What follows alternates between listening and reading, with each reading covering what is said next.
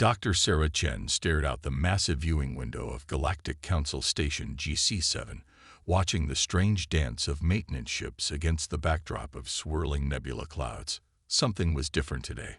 The usually bustling corridors of the station had taken on an almost festive atmosphere, with various alien species hurrying about with more excitement than usual. She adjusted her translator badge and approached her workspace, where her assistant Pip was already organizing holographic documents. Pip was a Zentari, a species that looked like what would happen if you crossed a red panda with a butterfly. Small, fuzzy, with large expressive eyes and gently waving antennae. Pip was arguably the most adorable being on the station. "Good morning, Pip," Sarah said, setting down her coffee mug. "The station seems livelier than usual today. Is there something I should know about?" Pip's antennae perked up, and they spun around in their hover chair, eyes widening with excitement. "Oh, yes, Dr. Chen. Meeting season is approaching. Everyone is preparing their social bonds and gathering spaces. Which reminds me, I need your help scheduling your participation in the various meeting season events. When does your species typically begin their seasonal gatherings?" Sarah blinked, taking a sip of her coffee. "Our what now?" "Your meeting season," Pip repeated, pulling up a holographic calendar. "You know, the biological imperative period where your species gathers for social bonding and community strengthening. We'll need to work around it to ensure you can attend the cross-species events." "Pip, humans don't have a meeting season," Sarah said, watching as her assistant's fur slowly stood on end in surprise.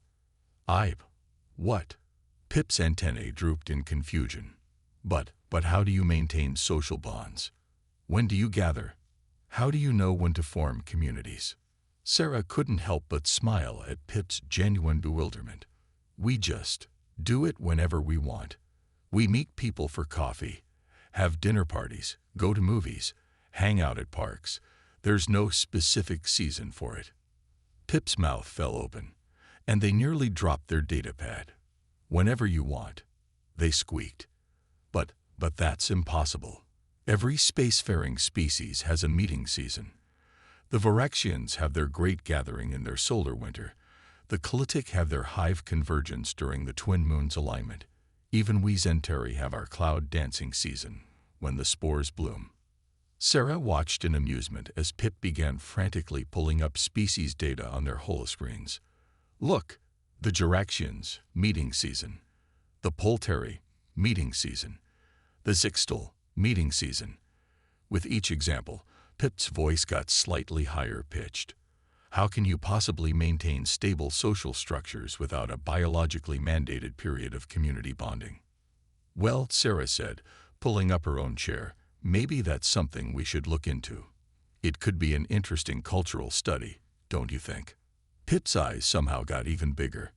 "Dr. Chen, this isn't just interesting. This is unprecedented. Do you realize what this means? Humans are the only known species that can socialize at will." Sarah watched as her assistant began making rapid notes, muttering about evolutionary anomalies and social flexibility studies. She couldn't help but wonder if she had just stumbled upon something much bigger than a simple cultural difference. "Pip," she said carefully, "just how important is meeting season in galactic culture?" Her assistant looked up, antennae quivering with intensity. "Dr. Chen, it's only the foundation of all interspecies social dynamics in the known galaxy." Sarah felt a slight knot form in her stomach. Being Earth's first cultural exchange officer had just gotten a lot more interesting. The news about humans' lack of a meeting season spread through Galactic Council Station GC-7 faster than a quantum transmission. Within days, Sarah found herself becoming the unexpected center of attention. Aliens of all shapes and sizes would stop in the corridors to stare at her, their various sensory organs twitching with curiosity. "Dr. Chen," called out a deep, rumbling voice. Sarah turned to see Ambassador K'tok, a towering crystalline being whose faceted body sparkled under the station's lights. "Is it true that humans can initiate social bonds even during rest cycles?" "Well, yes," Sarah replied, watching the ambassador's crystalline structure flash with colors of surprise. We even have something called sleepovers where friends gather specifically to socialize during rest periods. The crystal being made a sound like wind chimes in a storm. Fascinating.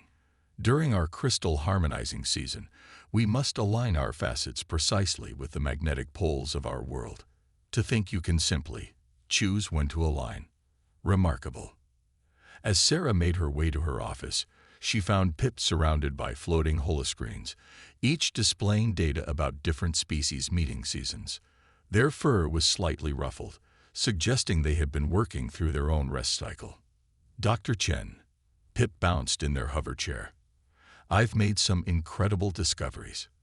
Did you know that every major technological breakthrough in galactic history happened during or immediately after a species meeting season? Sarah sat down, intrigued. Really? Why is that? Because that's when species come together to share ideas. Pip's antennae waved excitedly. But humans just share ideas whenever they want. Look at your history.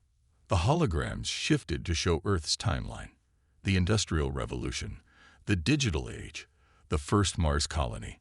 They all happened at random times. There's no pattern. You just keep innovating. Sarah had never thought about it that way. I suppose we do take our ability to collaborate for granted. But it gets better, Pip continued, pulling up more data. Most species can only form new social bonds during their meeting season. Outside of it, they maintain existing bonds, but can't create new ones. The biological imperative isn't active. Wait, Sarah leaned forward. Are you saying other species can't make new friends outside their meeting season? Exactly. Pip's fur puffed up with excitement. That's why multi-species projects take so long to complete. Everyone has to wait for compatible meeting seasons to form working relationships. Sarah sat back, stunned. So when humans join projects midway, you're breaking every social norm in the galaxy. Pip finished. You're forming bonds that should be biologically impossible. Just then, Sarah's communicator buzzed. It was a message from the Galactic Council themselves. As she read it, her eyes widened. Pip, she said slowly, the Council wants data on human social patterns. They're calling it a matter of galactic significance. Of course they are. Pip was practically vibrating with enthusiasm. Don't you see? Humans could revolutionize how the galaxy works. No more waiting for meeting seasons to align for diplomatic relations. No more delayed projects because species can't bond outside their designated times. You could be the greatest social innovators in galactic history. Sarah looked at her assistant, her friend, and realized something. Pip, we formed our friendship outside your meeting season, didn't we? Pip froze, their antennae standing straight up in shock. You're right. But that should be. They sat down heavily in their chair. Dr. Chen, I think humans might be even more remarkable than we thought. Sarah smiled, already thinking about what this could mean for humanity's place in the galaxy. Well, Pip, I guess we have some work to do. The main conference hall of Galactic Council Station GC7 was packed with representatives from over 200 species. The massive circular chamber hummed with translated conversations and the rustling of various alien anatomies. In the center, a holographic display showed the Council's agenda. Emergency session. Human social anomaly. Sarah stood in the preparation room, adjusting her formal uniform. Her hands shook slightly as she reviewed her notes. Pip hovered nearby, their antennae moving in gentle patterns meant to be soothing. Dr. Chen, Pip said softly, you've faced scarier things than this. Have I? Sarah laughed nervously. I'm about to tell the most powerful beings in the galaxy that everything they know about social interaction might be wrong. The door chimed, and a tall, elegant being glided in. High Counselor Vexterra, whose silvery skin seemed to flow like liquid mercury, bowed slightly. Dr. Chen, are you prepared for your presentation? Yes, High Counselor, Sarah replied, trying to sound more confident than she felt. Though I'm still not sure why this required an emergency session.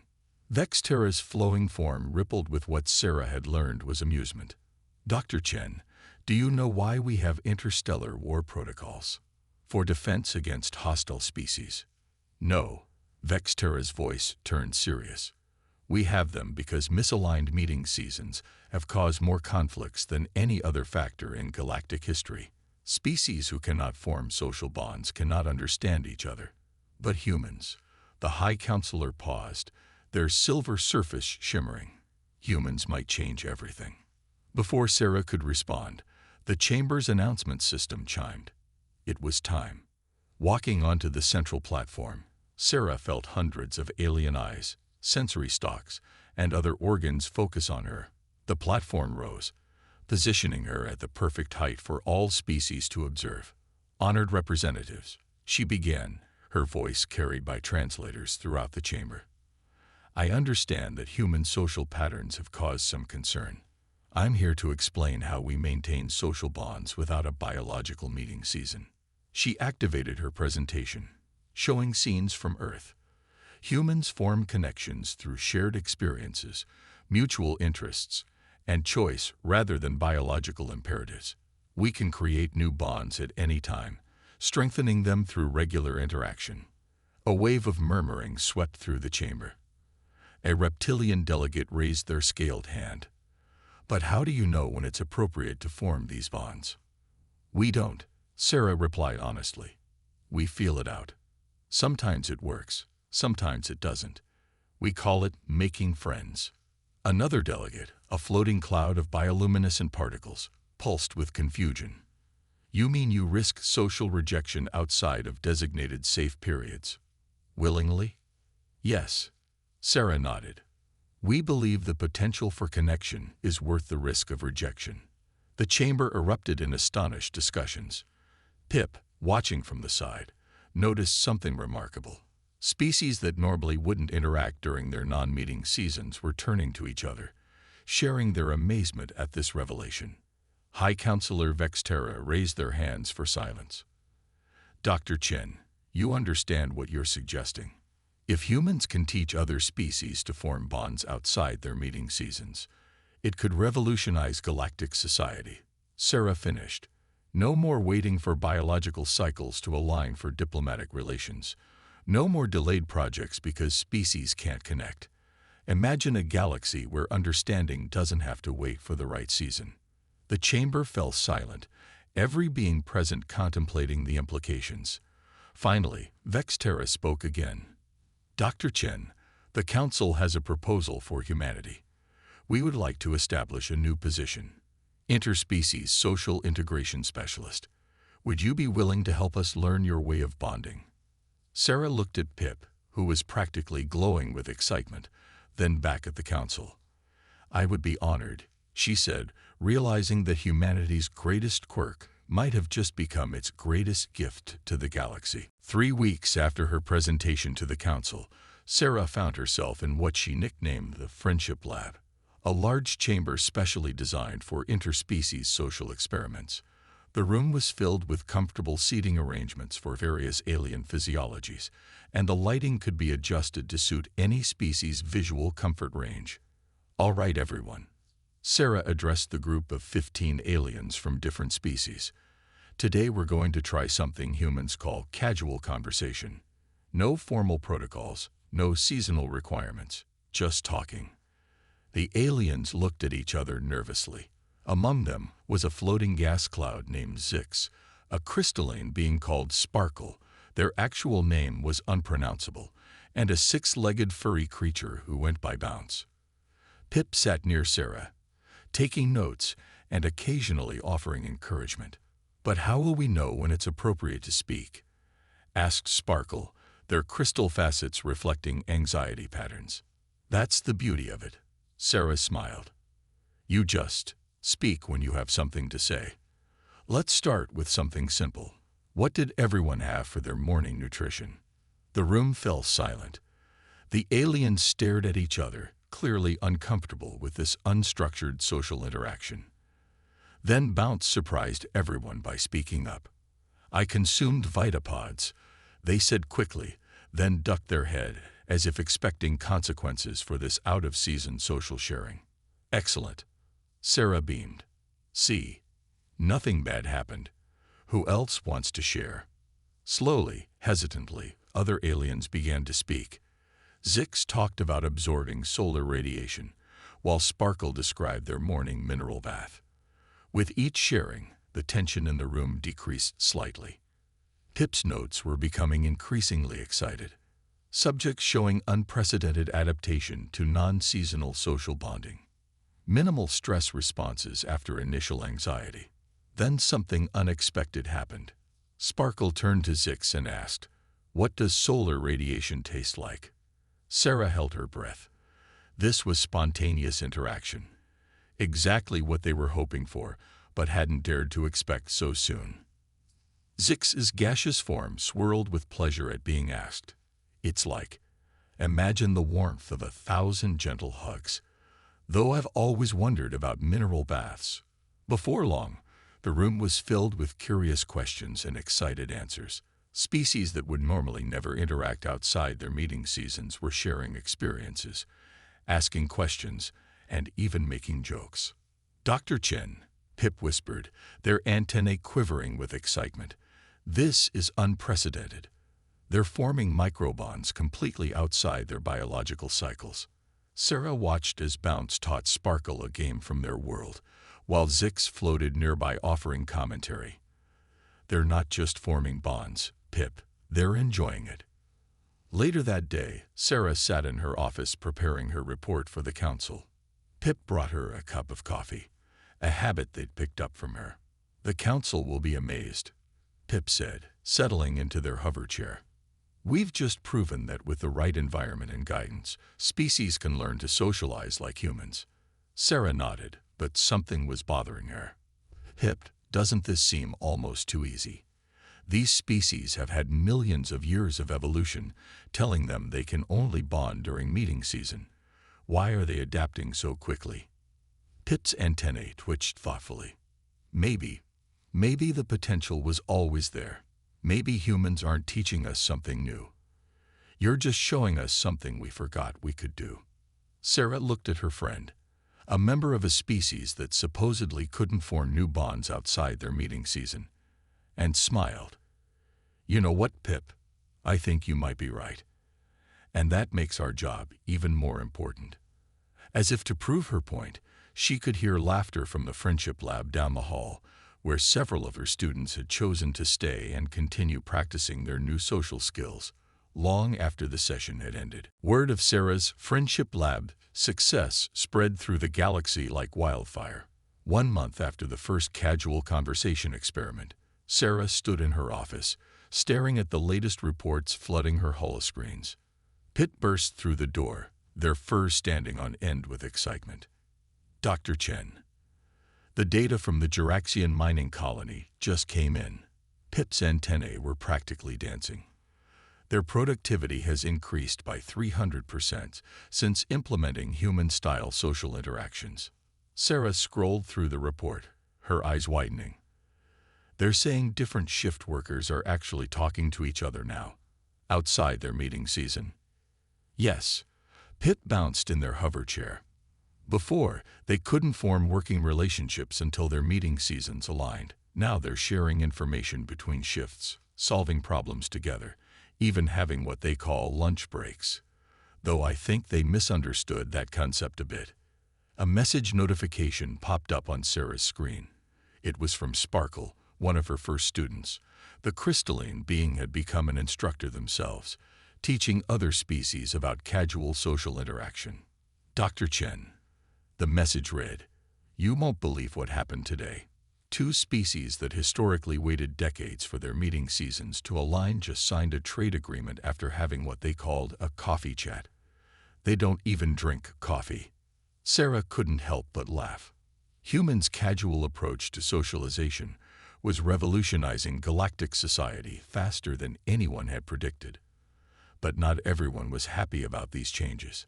High Counselor Vexterra glided into her office, their mercury-like form rippling with concern. "Dr. Chen, we have a situation. The Conservative Coalition is demanding we stop these experiments. They're saying we're disrupting millions of years of evolutionary programming. Are they wrong? Sarah asked, turning to face the High Counselor. No, Vexterra's surface shimmered thoughtfully. But they're not entirely right either. We've received reports from 57 systems. Species that once waited generations to interact are forming diplomatic relations in days. Trade routes that took centuries to establish are being created in weeks. The galaxy is changing, Dr. Chen. Pip pulled up more data. Look at these numbers. The Kliltic hives have increased their innovation rate by 500% since adopting brainstorming sessions. The Varaxians have reduced their diplomatic incidents by 89% after implementing what they call casual hangouts. And here's the most interesting part. Vexterra continued, we're seeing no negative biological effects. The traditional meeting seasons are still happening, but species are discovering they can form different types of bonds outside them. It's like they're unlocking abilities they always had but never knew about. Sarah walked to her window, watching the constant flow of ships around the station. So what do we do about the conservative coalition? We show them this, Pip said, pulling up one final report. Remember those 15 aliens from our first experiment? They just organized the first ever multi-species cultural festival. No meeting season alignment required. Species that never interacted before are sharing art, music, and ideas. They're calling it the Every Season. Vexterra's form rippled with what Sarah now recognized as joy. Dr. Chen, I believe you humans have given us something we never knew we needed. The freedom to connect. Sarah watched as a group of various species walked past her office, chatting and laughing together. One was a member of the Conservative Coalition. She noticed, apparently having an animated discussion with a gas-based being outside of any official meeting season. Maybe, Sarah said, smiling, the greatest gift humans brought to the galaxy wasn't our technology or our resources. Maybe it was just our ability to say, hey, want to hang out? Pip's antennae wiggled in agreement. The simplest solutions are often the best ones, aren't they? They sure are, Pip, Sarah replied. They sure are. 6 months into the Human Social Integration Project, Sarah faced her biggest challenge yet. The Conservative Coalition had called for a full council hearing, and this time they brought their chief scientist, Dr. Xylith, a towering insectoid being known for their strict adherence to traditional meeting season protocols. The council chamber was even more crowded than during Sarah's first presentation. Pip sat in the observation gallery, their fur slightly puffed with worry, as they watched Dr. Xylith approach the central platform. Esteemed council members, Dr. Xylith's mandibles clicked as they spoke. We have evidence that this human social experiment is causing dangerous mutations in our youth. Young ones are attempting to form bonds outside their biological cycles. This goes against everything we know about species development.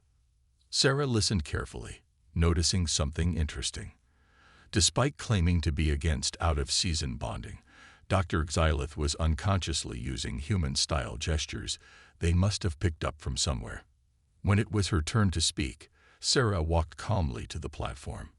Dr. Xylith, may I ask you something? How did you prepare for this presentation? The insectoid scientist straightened proudly. I followed all traditional protocols, consulting with my team during our designated research season. Really? Sarah smiled gently. Then why did I see you having lunch with a Zentari physicist yesterday? Their meeting season doesn't align with yours for another 3 years. The chamber erupted in murmurs as Dr. Xylith's antennae twitched in embarrassment. That was purely professional. Professional bonding is still bonding, Sarah pointed out. You chose to connect with someone outside your meeting season because it made sense. And you know what? Nothing bad happened. High Counselor Vexterra's mercury-like form rippled with interest. Dr. Xylith, is this true? Before the scientist could answer, the chamber's doors burst open. A group of young aliens from various species rushed in, led by none other than Sparkle, Zix, and Bounce from Sarah's first experiment. We demand to be heard. Sparkle's crystalline form glittered with determination. We are the first generation to grow up with human-style social freedom, and we're thriving. Bounce stepped forward, their 6 legs moving confidently. I run a multi-species engineering firm now. Before human social patterns, it would have taken 12 meeting seasons just to form my team. We built this in 3 months. They projected an image of a beautiful space station designed with features for all known species.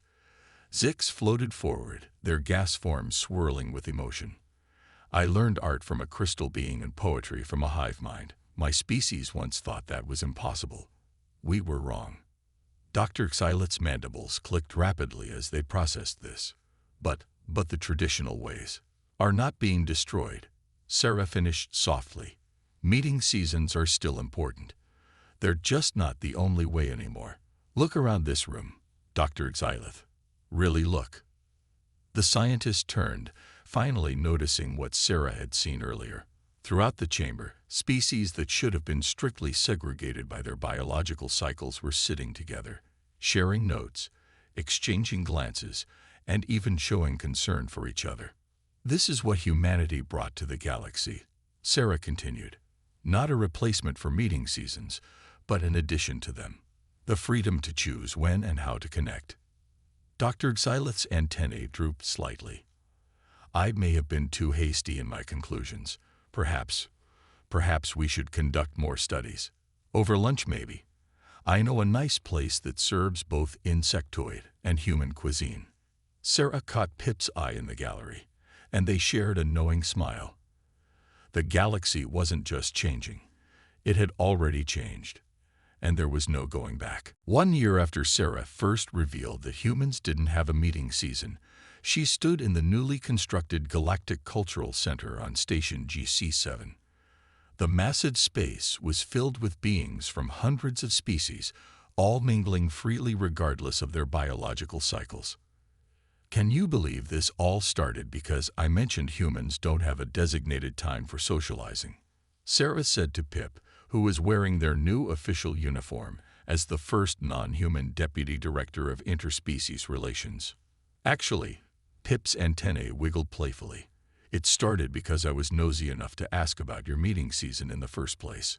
They watched as Dr. Xylith, now one of their strongest supporters, taught a group of young aliens from different species about both traditional meeting season protocols and new social integration techniques. The formerly conservative scientists have found a perfect balance between preserving cultural heritage and embracing change. Dr. Chen. Sparkle's crystalline form sparkled as they hurried over. The first graduating class of social integration specialists is ready. Would you like to meet them? Sarah followed Sparkle to a nearby room where 20 aliens of various species stood or floated or shimmed, each wearing the silver and blue uniform of the new Galactic Social Integration Corps. These specialists will travel throughout the galaxy, Sparkle explained proudly, teaching both human-style social bonding and respecting traditional meeting season customs. We're calling it the every season approach. High Counselor Vexterra glided into the room, their mercury-like surface reflecting the happy scenes around them. Dr. Chen, the latest reports are in. Galactic productivity is up 700%, diplomatic incidents are down 90%, and we've had more scientific breakthroughs in the past year than in the previous decade. But those aren't even the most important numbers, Pip added, pulling up their ever-present data screens. Look at this. Happiness indicators across all species have increased by an average of 400%. Sarah watched as a young Centauri and a crystal being demonstrated their project, a new form of art they created by combining their species' traditional techniques. In another corner, a gas cloud was teaching a group of solid-form beings how to appreciate particle poetry. You know what the best part is? Bounce said, appearing beside them. Meeting seasons are even more special now. When we come together for our traditional bonding times, we bring all these new experiences and connections with us. It makes everything richer. Zix floated over, her gas form shimmering with joy. We're calling it the Great Expansion, not of space, but of hearts and minds. Sarah felt a tap on her shoulder. It was a young human who had just arrived at the station. Dr. Chen, I heard humans started all this, but we just did what came naturally to us, right? Sometimes, Sarah replied with a smile. The most revolutionary things are the ones we take for granted. As the celebration continued around them, Pip turned to Sarah with twitching antennae, their sign of deep thought. Dr. Chen, do you think this is what humanity's real purpose in the galaxy was? Not to conquer space or advance technology, but to show everyone that connection doesn't have to have rules. Sarah watched as hundreds of beings from across the galaxy chatted, laughed, shared stories, and formed bonds that would have been impossible just a year ago. In one corner, Dr. Xylith was having what they called a casual chat with a group of gas clouds, while nearby, some crystal beings were teaching human children how to refract light through their forms. You know, Pip, Sarah said, smiling at her friend who had once been bound by meeting season rules. I think we just showed everyone what they already knew in their hearts, that the best season for friendship is every season. The galaxy would never be the same, and that was perfectly fine with everyone.